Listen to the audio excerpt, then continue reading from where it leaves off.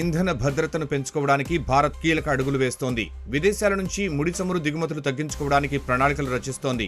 అందుకోసం దేశీయంగా జీవ ఇంధనాన్ని తయారు చేసుకోవాలని భావిస్తోంది. పెట్రోల్లో ఇథనాల్ కలపడం అందులో భాగమే. ఇప్పటికే దేశవ్యాప్తంగా కేంద్రపాలిత ప్రాంతాలు, రాష్ట్రాల్లోని అన్ని పెట్రోల్ బంకుల్లో E20 పెట్రోల్ విక్రయిస్తున్నారు. ఈ క్రమంలోనే కేంద్ర ప్రభుత్వం మరో కీలక ముందడుగు వేసేందుకు సిద్ధమైంది. పెట్రోల్లో ఇథనాల్ కలిపినట్లుగానే డీజిల్లో కూడా 15% ఐసోబ్యూటనాల్ అనే ఇంధనాన్ని కలపడంపై దృష్టి సారిస్తున్నట్లు తెలిపింది. ఈ విషయాన్ని కేంద్ర రవాణా, రోడ్డు శాఖ మంత్రి నితిన్ గడ్కరీ వెల్లడించారు.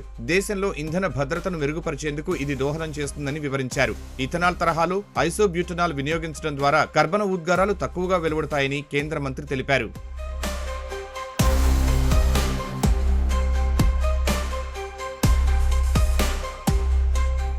భవిష్యత్తులో ఐసోబ్యూటనాల్ అనేది డీజిల్ ప్రత్యామ్నాయంగా మారనుందని నితిన్ గడ్కరీ చెబుతున్న ప్రధాన అంశం. అందుకే డీజిల్లో ఐసోబ్యూటనాల్ కలపడంపై కేంద్ర ప్రభుత్వం దృష్టి సారిస్తోందని ఆయన తెలిపారు. ఇందుకు సంబంధించి చేపట్టిన పైలట్ ప్రాజెక్టు కూడా మంచి ఫలితాలిచ్చినట్లు వివరించారు. అంతేకాదు 100% ఇథనాల్ ఐసోబ్యూటనాల్ తో నడిచే విధంగా 2 రకాల ఇంధనాలు తయారు చేశామని, ఆ విధంగా ఇంజన్లు కూడా సపోర్ట్ చేస్తున్నాయని తెలిపారు. దీనిని బట్టి ఇంధన స్వయం సమృద్ధి విషయంపై కేంద్రం ప్రత్యేక దృష్టి సారించిందని అర్థం చేసుకోవచ్చు. అందుకే పెట్రోల్లో ఇథనాల్ తో పాటు ఐసోబ్యూటనాల్ ని డీజిల్లో కలిపే ప్రక్రియను వేగవంతం చేస్తోందని నిపుణులు అభిప్రాయపడుతున్నారు.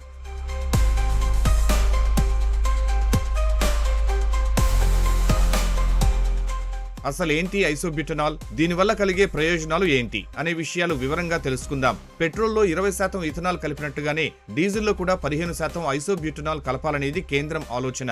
ఎందుకంటే దేశవ్యాప్తంగా పెట్రోల్ వాడకం కంటే డీజిల్ వినియోగం దాదాపు 2 రెట్లు ఎక్కువగా ఉంది. అధికారిక లెక్కల ప్రకారం దేశంలో 2025 ఏప్రిల్ నుంచి 2026 ఏప్రిల్ వరకు 124 బిలియన్ లీటర్ల డీజిల్, 62 బిలియన్ లీటర్ల పెట్రోల్ వినియోగం జరిగింది.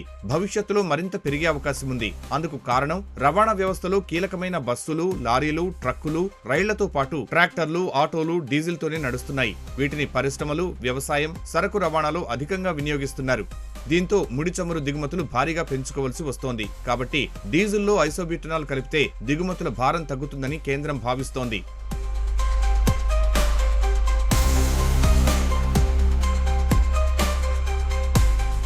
ప్రధానంగా మొక్కజొన్న, చెరకు పంటల ద్వారా ఐసోబ్యూటనాల్ తయారవుతుంది. ఇథనాల్ తీసిన విధానంలోనే ఐసోబ్యూటనాల్ తీస్తారు. ఇందుకోసం ప్రత్యేకంగా అభివృద్ధి చేసిన బ్యాక్టీరియా, ఈస్ట్ వంటివి వినియోగిస్తారు. అంతేకాదు ఇథనాల్ నుంచి నేరుగా ఐసోబ్యూటనాల్ తయారు చేసే అవకాశం ఉంది. ఇందుకోసం ప్రత్యేకంగా రసాయన ప్రక్రియ జరపాల్సి ఉంటుంది.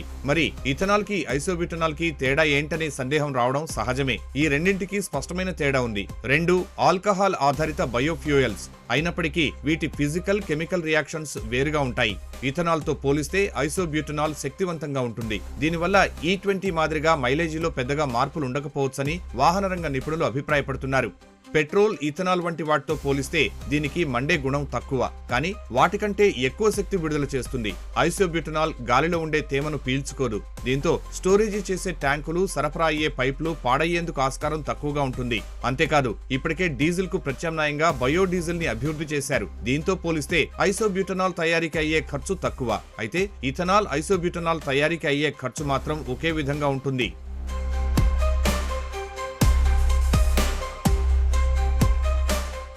డీజిల్లో ఐసోబ్యూటనాల్ కలపడం వల్ల అనేక ఉపయోగాలున్నాయని కేంద్రం చెబుతోంది. ముఖ్యంగా విదేశాల నుంచి చమురు దిగుమతులు తగ్గుతాయి. ఎందుకంటే దేశీయ అవసరాల కోసం విదేశాల నుంచి భారీగా ముడి చమురు దిగుమతి చేసుకుంటోంది భారత్. అధికారిక లెక్కల ప్రకారం ఇంచుమించు 80 నుంచి 90% వరకు విదేశీ దిగుమతులపై ఆధారపడుతోంది. ఇందుకోసం ఏటా ఏకంగా 22 లక్షల కోట్లకు పైగా ఖర్చు చేస్తోంది. ఒక రకంగా ఇది ఇంధన ధరల పెరుగుదలకు కారణం అవుతోందనేది కేంద్రం వాదన. ఈ దిగుమతి భారాన్ని తగ్గించుకోవడానికి పెట్రోల్, డీజిల్లో ఇథనాల్, ఐసోబ్యూటనాల్ కలిపే ప్రక్రియను వేగవంతం చేస్తోంది. తద్వారా అందుకోసం చేసే ఖర్చు తగ్గి ఆ మొత్తాన్ని వివిధ అభివృద్ధి పనులకు కేటాయించవచ్చని కేంద్రం భావిస్తోంది. ఈ ఐసోబ్యూటనాల్ని ఇథైల్ ఆల్కహాల్ నుంచి తయారు చేస్తారు. అయితే IB15 అనేది ఇథైల్ ఆల్కహాల్తో పోలిస్తే మంచి పెట్రోల్, శక్తివంతమైనటువంటి ఇంధనం ఇథైల్ ఆల్కహాల్తో కంపేర్ చేస్తే. ఈ ఐసోబ్యూటనాల్ అనేది ఇథైల్ ఆల్కహాల్ కన్నా ఎక్కువ మైలేజ్ ఇస్తుంది. మనం పెట్రోల్ కోసము ఇతర దేశాలపై ఆధారపడుతున్నాం ఎక్కువగా. దానివల్ల మనకేమవుతుందంటే ఫారిన్ రిజర్వ్స్ అనేవి ఖర్చు అవుతున్నాయి. విదేశాలపై మనము ఆయిల్ కోసం ఆధారపడకుండా మేడ్ ఇన్ ఇండియా ఫ్యూయల్స్ రావాలి అంటే మనము ఇలాంటి పర్యావరణ అనుకూలమైనటువంటి ఇంధనాలను ప్రభుత్వము ప్రోత్సహిస్తుంది కూడా.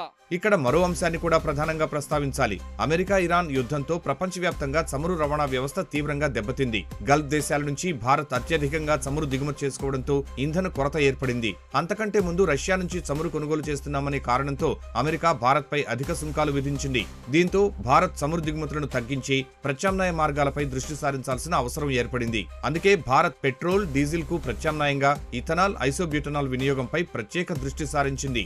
దీనివల్ల జీవ ఇంధనాల డిమాండ్ పెరగడంతో విదేశీ మారక ద్రవ్యం ఆదా అవుతుంది. పంట ఉత్పత్తుల నుంచి దీనిని తయారు చేయడం వల్ల రైతులు అదనపు ఆదాయాన్ని ఆర్జిస్తారు. దీనిని సహజ సిద్ధంగా తయారు చేయడంతో కర్బన ఉద్గారాలు వెలువడే అవకాశం తక్కువ. ఐసోబ్యూటనాల్ అనేది కూడా డీజిల్లో ఇప్పుడు యాడింగ్ చేయడానికి ఇది కూడా సేమ్ ప్రోడక్టే. మొక్కజొన్న, చెరుకు, మొలాసిస్ ఇట్లాంటి వాటి నుంచి దాన్ని బయటికి తీసుకొచ్చి దాన్ని తయారు చేసి డీజిల్లో కలిపి అది 15% ప్రయోగాత్మకంగా చేయాలనే ఉద్దేశంతో కేంద్ర ప్రభుత్వం ఉంది. ఇది తీసుకురావటం వలన కూడా దాదాపు 2 లక్షల కోట్లు మనం ఇతర దేశాల నుంచి మనం తీసుకొచ్చే విధానాన్ని తగ్గించగలిగితే మన దేశానికి మంచిదనే ఉద్దేశంతో ఆ ప్రయోగాలు చేయడం అనేది జరుగుతుంది. అంటే దీంట్లో మండే స్వభావం చాలా ఎక్కువ ఉంటుంది అనేది మాకు వస్తున్న రిపోర్ట్స్ని బట్టి తెలుస్తుంది. ముఖ్యంగా ఇది 55 రూపాయల నుంచి 80 రూపాయల లోపు మనకు దొరుకుతుంది అనేది. అట్లాగే రైతులను ఎంకరేజ్ చేయొచ్చు. రెండోది పర్యావరణం అనేది ముఖ్యంగా మన దేశంలో పర్యావరణం గురించి కూడా ఇప్పుడు బాగా ఎక్కువ ఆలోచిస్తున్నాం కనుక పర్యావరణం దెబ్బతినకూడదు, విదేశీ మారక ద్రవ్యం అనేది వేస్ట్ కాకూడదు. వీటన్నిటినీ కేంద్ర ప్రభుత్వం, ఆయిల్ కంపెనీలు చాలా పకడ్బందీగా ఆలోచించి చేస్తున్నాయి. ఇప్పటికే దేశంలో E20 పెట్రోల్ అందుబాటులో ఉంది. అందుకు అనుగుణంగా కొత్త వాహనాలు తయారు చేస్తున్నారు కూడా. వాస్తవానికి కొన్నేళ్లుగా పెట్రోల్లో ఇథనాల్ కలిపే ప్రక్రియను వేగవంతం చేస్తూ వస్తున్నారు. మొదట E5, E10 కలిపిన పెట్రోల్ ని అందుబాటులోకి తీసుకొచ్చారు. ఈ ఏడాది ఏప్రిల్ 1 నుంచి అధికారికంగా E20 పెట్రోల్ విక్రయిస్తున్నారు. క్రమంగా E25, E30, E50, E85 ఇలా పెంచుకుంటూ పోయి మొత్తంగా 100% ఇథనాల్ బ్లెండింగ్ చేయాలనేది కేంద్రం లక్ష్యంగా పెట్టుకుంది. ఈ తరహాలోనే డీజిల్లో కూడా ఐసోబ్యూటనాల్ కలిపి విదేశీ ఎగుమతుల భారాన్ని తగ్గించుకోవాలని భావిస్తోంది.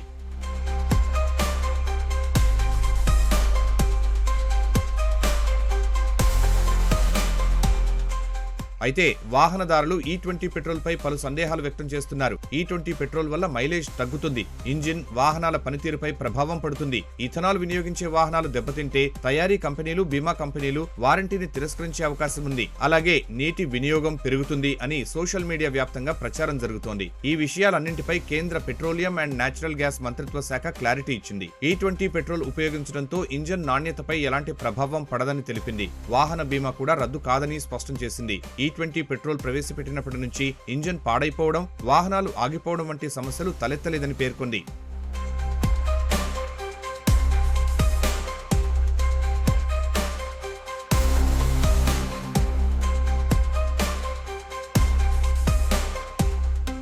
అలాగే 1 లీటర్ ఇథనాల్ తయారీకి అధికంగా నీరు ఖర్చు కావటం వల్ల ఆహార భద్రతకు ఇబ్బందులు తలెత్తే అవకాశం ఉందనే వాదనలు వినిపిస్తున్నాయి. దీనిపై కూడా కేంద్రం క్లారిటీ ఇచ్చింది.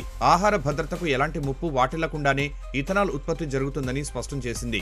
వరితో పోలిస్తే మొక్కజొన్నకు నీరు తక్కువ అవసరం అనే విషయాన్ని గుర్తు చేసింది. అలాగే ఇథనాల్ కలిపిన పెట్రోల్ ను America, Brazil, Canada, Thailand, Japan సహా యూరోపియన్ దేశాల్లో వినియోగిస్తున్నారని స్పష్టం చేసింది. అయితే వాహనదారులు ప్రధానంగా ఆందోళన చెందుతున్నది మైలేజీ గురించి. దీనిపై automotive research association of India ARAI trials నిర్వహించింది. స్వల్ప మార్పులు గుర్తించినప్పటికీ మైలేజీలో పెద్దగా మార్పు ఉండకపోవచ్చని తెలిపింది. వీటితో పాటు ఆక్టేన్ రేటింగ్, ఇంజన్ సామర్థ్యం వంటి అంశాలపై వివరణ ఇచ్చింది. అలాగే పెట్రోల్లో 20% ఇథనాల్ బ్లెండింగ్ కార్యక్రమం ఇంకా ప్రయోగాత్మక దశలోనే ఉందని కేంద్రం వెల్లడించింది. దాని ఫలితాలు వచ్చే ఏడాది కల్లా వెల్లడవుతాయని తెలిపింది.